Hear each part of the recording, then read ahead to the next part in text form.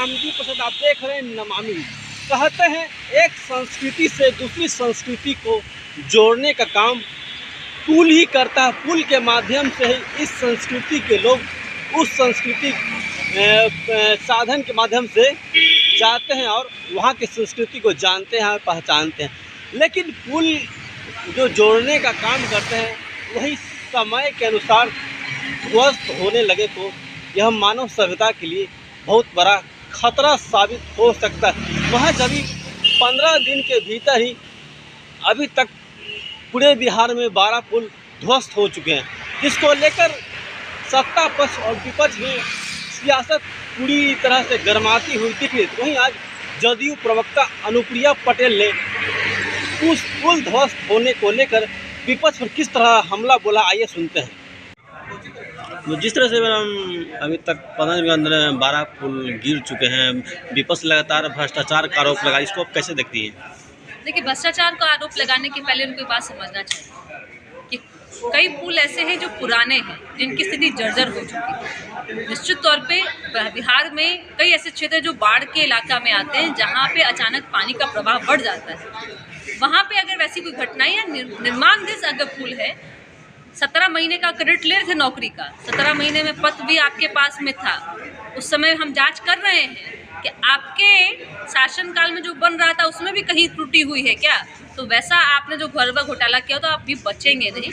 दूसरा, ये दुखद है निश्चित तौर पे कि जो जनता की गाड़ी कमाई से जो पुल पुलिया सड़क बनते हैं, उससे में अगर किसी भी कंस्ट्रक्शन कंपनी की डिफ़ॉल्ट होगी, निश्चित तौर पे भी हम उस भी पहलू पे हम जांच कर रहे हैं।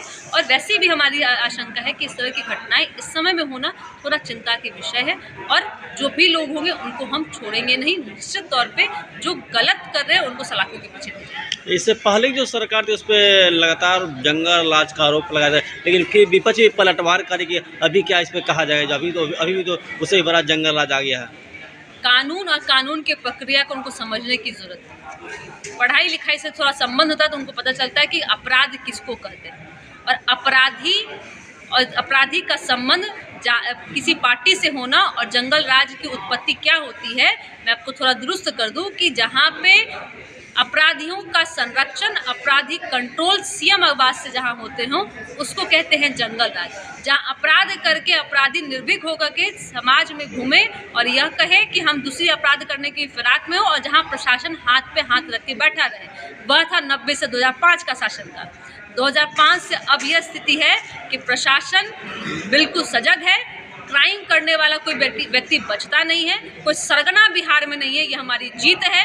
हमने नक्सलियों को भी हमने तोड़ दिया, उनकी रीढ़ को भी तोड़ा है कि बिहार आज अपराध मुक्त है। लेकिन जो भी घटनाएं हुई, बिल्कुल हम निश्चित तौर पे चिंता का विषय, लेकिन पारिवारिक मामले वो अपराध की श्रेणी में नहीं आते हैं, जमीन की लड़ाई अपराध में नहीं आते हैं। अपराध जहाँ पे लूट खसोट मर्डर दिन दहाड़े उठा लेना, यह अपराध ऐसे जहाँ होते भी हैं, हमारी प्रशासन निश्चित तौर पे वैसे अपराधी को 24 घंटे के अंदर में सलाखों के पीछे रखती है। धन्यवाद, थैंक यू।